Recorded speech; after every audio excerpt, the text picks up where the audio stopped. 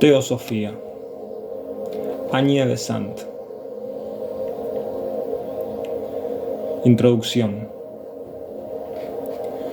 Teosofía deriva de dos palabras griegas: Theos, Dios, y Sofía, sabiduría.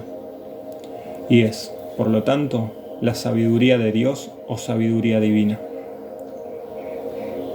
Los diccionarios dan como definición la demanda por el conocimiento directo de Dios y del Espíritu, la que, sin ser inexacta, no da sino una idea limitada de lo que la palabra implica, tanto histórica como prácticamente. La obtención de un conocimiento directo de Dios es, como veremos al tratar el aspecto religioso de la teosofía, el objetivo ultérrimo de toda la teosofía, como lo es el propio corazón y vida de toda religión verdadera. Este es el mayor conocimiento, el conocimiento de Él, por medio del cual todas las cosas son conocidas. Pero el conocimiento de lo de abajo, aquel de todas las cosas y sus métodos, rellenan ampliamente todo el estudio teosófico. Esto es bastante natural, por cuanto el conocimiento supremo ha de ser ganado por cada uno. Y poco es lo que pueden hacer otros, salvo señalar el camino, inspirándolo a hacer el esfuerzo y dándole el ejemplo. En tanto que el conocimiento de lo de abajo puede enseñarse en los libros, en conferencias, en conversaciones, y es transmisible de la boca al oído. Los misterios. El aspecto interior o esotérico de la religión se encuentra en todas las grandes fes del mundo, declaradas en forma más o menos explícita, pero siempre existentes en el corazón de la religión, más allá del dogma que constituye el aspecto exotérico. Allí donde el aspecto exotérico propone un dogma para el intelecto, el esotérico ofrece una verdad al espíritu. Uno se ve y es defendido por la razón, y el otro es alcanzado por la intuición, esa facultad más allá de la razón, en pos de la cual la filosofía occidental está a tientas. En las religiones que han fenecido, se enseñaba en los misterios, en la única forma que podía enseñarse, dando instrucciones acerca de cómo llevar a cabo los métodos que desarrollen la vida del espíritu más rápidamente de lo que la vida lo desarrolla en su evolución natural y sin ayuda. Hemos aprendido de los escritores clásicos que en los misterios desaparecía el miedo a la muerte, y que el objetivo hacia el cual tendían no era el de hacer una persona buena, solo tenían acceso a aquellos que ya eran buenos, sino transformar el hombre bueno en un Dios. Tales misterios existían como el corazón de las religiones de la antigüedad y desaparecieron en forma gradual de Europa entre la cuarta y la octava centuria, cuando dejaron de existir por deseo de los alumnos. Encontramos numerosos rastros de los misterios cristianos en los primitivos escritos cristianos, especialmente en los escritos de Clemente de Alejandría y de Origen, bajo el nombre de los misterios de Jesús. Aquí se exigía la condición de alta moralidad, como en los misterios griegos. Aquellos que por un largo tiempo han sido conscientes de no haber cometido transgresión alguna, déjalos acercarse. En el Nuevo Testamento hay indicaciones acerca de su origen y existencia, en el cual se dice que Cristo enseñaba a sus discípulos en forma secreta. A vosotros os es dado conocer los misterios del reino de Dios, pero a los otros en parábolas. Y según dice Origen, estas enseñanzas se daban en los misterios de Jesús. San Pablo declara también que hablamos sabiduría entre aquellos que son perfectos. Sabiduría y perfectos, dos términos usados en los misterios. Islam tiene sus enseñanzas secretas, dícese derivadas de Alí, el yerno del profeta Muhammad, que pueden hallarse por la meditación y la disciplina, métodos enseñados entre los sufis. El budismo tiene su sangha, entre las cuales siempre mediante la disciplina y la meditación puede hallarse la verdad interior. El hinduismo, tanto en sus escrituras como en sus creencias actuales, afirma la existencia del conocimiento supremo e inferior, adquiriéndose el último de ellos por instrucción y el primero, una vez más, por la meditación y la disciplina en la vida. Esto es lo que hace esotérico al supremo conocimiento. No está velado deliberadamente y escondido, sino que no puede impartirse. Puede ganarse solamente desarrollando la facultad, el poder de conocer o el modo de la conciencia, latente en todas las personas, pero no desarrollado todavía en el curso de la evolución normal.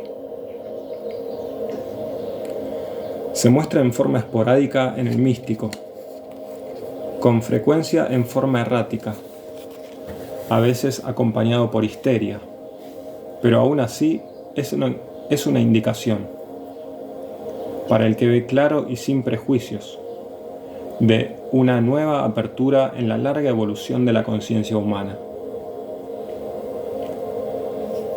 Sale a la superficie a veces por una pureza excepcional. Los puros de corazón verán a Dios. Su irrupción en la vida ordinaria se ve como una conversación repentina, como las que registra el profesor James. La conciencia espiritual es una realidad. Su evidencia se encuentra en todas las religiones y está haciendo irrupción en muchos hoy en día, como lo ha hecho en todas las épocas. Su evolución puede solo forzarse en el individuo en forma suave y deliberada, adelantándose a la evolución normal por la meditación y la disciplina ya mencionadas. Porque el esoterismo en la religión no es una enseñanza, sino una etapa en la conciencia. No es una instrucción, sino una vivencia. De aquí las quejas de muchos de que es elusivo e indefinido. Ello es así para aquellos que no lo han experimentado, porque solo aquello que ha sido experimentado en la conciencia es conocido para ella. Los métodos esotéricos pueden ser enseñados, pero el conocimiento esotérico hacia el cual conducen, cuando se los sigue y vive con éxito, deben ser ganados por cada uno. Puede ayudarse a retirar obstáculos para la visión, pero un hombre solo puede ver con sus propios ojos.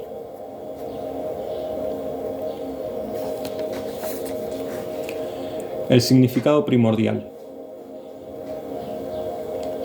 Teosofía es el conocimiento directo de Dios. Su búsqueda es el misticismo o esoterismo, común a todas las religiones, puesto por la teosofía en una forma científica, como en el hinduismo, budismo, catolicismo romano y sufismo. Como estas religiones, enseña de una manera muy clara y definida los métodos para alcanzar el conocimiento directo, desarrollando la conciencia espiritual y desarrollando aquellos órganos a través de los cuales dicha conciencia puede funcionar en nuestro corazón. Una vez más, el método de la meditación y de la disciplina en la vida. Por lo tanto, es lo mismo que la ciencia del ser, Atma-vidya, la ciencia de lo eterno, Brahma-vidya, que es el corazón del hinduismo. Es el conocimiento de Dios, que es vida eterna, que es la esencia del cristianismo. No es algo nuevo, pues está en todas las religiones. Y así encontramos al eminente orientalista moderno Max Müller, que escribe su bien conocida obra sobre teosofía o religión psicológica. El significado secundario. Teosofía, en un sentido secundario, el anterior es el primario, es el cuerpo doctrinario obtenido de separar las creencias comunes a todas las religiones de las especialidades, ritos y ceremonias y costumbres que marcan a una religión con respecto a otra. Presenta esas verdades comunes como un consenso con las creencias del mundo, constituyendo en su integridad la religión sabiduría o la religión universal, la fuente de la cual surge cualquier otra religión, el tronco del árbol de la vida, del cual salen todas las ramas. El nombre teosofía, como hemos dicho, es griego y fue usado por primera vez por Amonio Sacas en el siglo III después de Cristo. Ha quedado desde entonces en la historia de las religiones occidentales y denota no solamente misticismo, sino también un sistema ecléctico que acepta la verdad allí donde se encuentre, dándole poca importancia a su contenido exterior.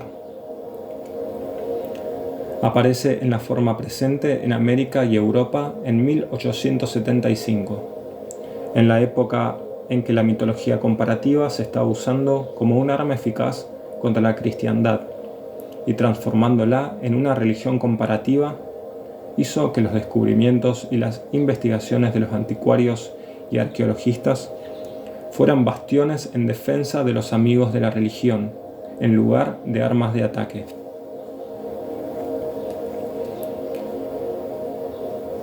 Mitología comparativa. Haber desenterrado ciudades antiguas, la apertura de viejas tumbas, el traslado de manuscritos arcaicos, tantos de religiones muertas como actuales, probó el hecho de que todas las grandes religiones existentes y que han existido se parecen en sus características más salientes, sus doctrinas más importantes, los delineamientos de su moralidad, las historias que agruparon en torno a sus fundadores, sus símbolos, sus ceremonias, se parecen estrechamente unas a otras. Los hechos no pueden negarse, porque fueron esculpidos en los templos antiguos y escritos en los libros de esa época. Se han realizado las investigaciones y la evidencia está a la vista. Aún entre las tribus de salvajes más degradados se han encontrado rastros de enseñanzas similares y tradiciones de verdades sagradas tapadas por la crudeza del animalismo y del fetichismo. ¿Cómo explicar estas similitudes y su existencia en el cristianismo?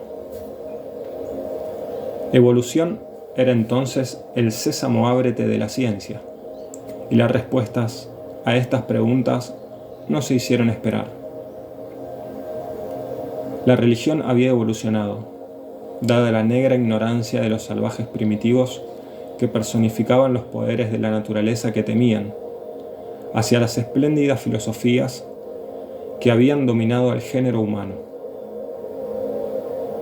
De los curanderos entre los salvajes a la glorificación de los fundadores de las religiones, las enseñanzas de santos y profetas eran el refinamiento de los balbuceos histéricos de los visionarios semi-epilépticos. La síntesis de las fuerzas naturales, una síntesis producida por el espléndido intelecto humano, había sido emocionalmente transformada en Dios. Esta era la contestación de la mitología comparativa a las alarmantes preguntas de los hombres y mujeres que encontraban que sus construcciones de fe cedían y se despedazaban, dejándolos expuestos a los helados vientos de la duda. Al mismo tiempo, quedaba amenazada la inmortalidad, Y aunque la intuición susurraba «no todo lo que hay en mí se muere», la fisicología había capturado a la psicología y mostraba al cerebro como el creador de los pensamientos. Si el pensamiento nace con el cerebro, crece con él, se enferma con él y decae con él, ¿no debe finalmente morir con él? El agnosticismo creció y floreció. ¿Qué podía saber el hombre más allá de lo que los sentidos pudieran descubrir o de lo que su intelecto pudiera captar? Tal era la condición del pensamiento educado en la última cuarta parte del siglo XIX. Las generaciones más jóvenes difícilmente podrán darse cuenta de este verdadero eclipse de fe.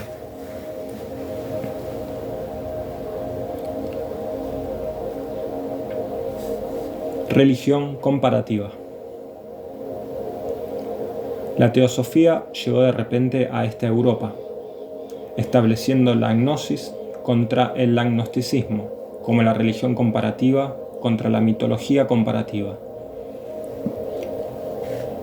Declaró que el hombre no ha agotado su poder al utilizar sus sentidos y su intelecto, porque más allá de ellos estaba la intuición y las evidencias del espíritu, que la existencia de esos poderes era un hecho demostrable, que el testimonio de la conciencia espiritual era tan indudable como el del intelecto y el de los sentidos.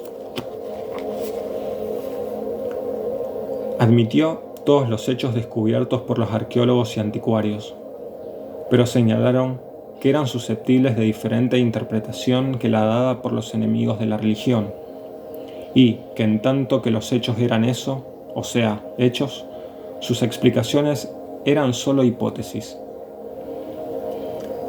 Estableció contra aquellas hipótesis otra, igualmente explicativa de los hechos, que la similitud de enseñanzas religiosas, de éticas, historias, símbolos, ceremonias y aún los restos de ellos entre los salvajes, llegaron como derivaciones de todas las religiones desde un centro común, desde una hermandad de hombres divinos, que mandaron a uno de sus miembros al mundo de tiempo en tiempo para fundar una nueva religión, conteniendo las mismas verdades esenciales que las de sus predecesores, pero con variantes en las formas, de acuerdo con las necesidades de los tiempos y con las capacidades de las personas para las cuales el mensajero era enviado. Era obvio que las dos hipótesis explicaban los hechos. ¿Cómo decidirse por una de ellas? La teosofía recurrió a la historia, haciendo recordar que los días gloriosos de cada religión fueron siempre sus primeras épocas, y que las enseñanzas de los mensajeros nunca fueron mejoradas por los que se adhirieron luego a esa fe. Lo que habría ocurrido si las religiones se hubieran producido por evolución. La hinduista se funda en los Upanishads, la literatura más antigua, parte de los Vedas. La zoroastriana en la enseñanza de sus profetas, la budista en los dichos del señor Buda, la hebrea en Moisés y en los profetas, la cristiana en las enseñanzas del Señor Cristo, y la mahometana en sus grandes profetas. La literatura de las religiones consiste siempre en comentarios, disertaciones, argumentos, y no en nuevos puntos de vista más inspirados que los originales. La inspiración se la ve en los días posteriores, en los dichos de su fundador y en las enseñanzas de sus más inmediatos discípulos. Manu, Vyasa, Zaratustra, Buda, Cristo. Estas figuras se enseñorean sobre la humanidad y comandan el amor de los hombres generación tras generación. Ellos son los mensajeros y las religiones sus mensajes. La teosofía lo señala como prueba de que su hipótesis es la verdadera explicación de estos hechos, que no son más una hipótesis, sino una afirmación confirmada por la historia. Contra esta espléndida coincidencia de los mensajeros con sus mensajes, la mitología comparativa no puede aportar una simple prueba histórica de una religión que haya evolucionado desde el salvajismo a la espiritualidad y la filosofía. Estas hipótesis son desmentidas por la historia. El punto de vista teosófico está actualmente tan ampliamente aceptado que la gente no se da cuenta de lo difundida que estaba la teoría opuesta cuando la teosofía irrumpió en el mundo del pensamiento en el año 1875, montada sobre un nuevo corcel, la Sociedad Teosófica. Pero cualquiera que se diera cuenta de las condiciones imperantes podría ir a la literatura de la mitología comparativa publicada durante el siglo anterior, desde los trabajos voluminosos de Dualaure y Dupuis, pasando por el Anacalipsis de Higgins, a los libros de Hartgrave Jennings, Forlón y a una docena de otros, que hablan con un positivismo que conducen al lector a la creencia de que lo que allí se afirma está basado en hechos, que ninguna persona educada debe negar. Los que han buscado en este laberinto durante su juventud, aquellos que se han visto perdidos en estos intrincados e interminables recovecos y que vieron a su fe devorada por un minotauro de la mitología comparativa, conocen, y solo ellos pueden llegar a conocer a full la intensidad del alivio, cuando la Ariadna moderna, la más incomprendida y maldecida Elena Petrovna Blavatsky, dio una pista que los fue guiando por el laberinto y los armó con la espada de la doctrina secreta, con la cual combatir al monstruo. Es interesante hacer notar, de paso, que el cristianismo antiguo, que creía que toda la humanidad había descendido de Adán, creado en el año 4004 a.C., había preservado la tradición de su revelación primitiva, dada a Adán y llevada por los que le siguieron a todas partes del globo. El hombre, que había heredado el pecado original de su antecesor ancestral, había corrompido esto, pues restos de ellos se encontraron en los granos de verdad, escondidos en la cáscara de las religiones paganas. Estos puntos de vista, sin embargo, a pesar de los gérmenes de verdad que contenían, estaban muy alejados de la gente educada, que sabía que la raza humana había existido por centenares de miles de años, al menos, en lugar de los 6.000 proclamados.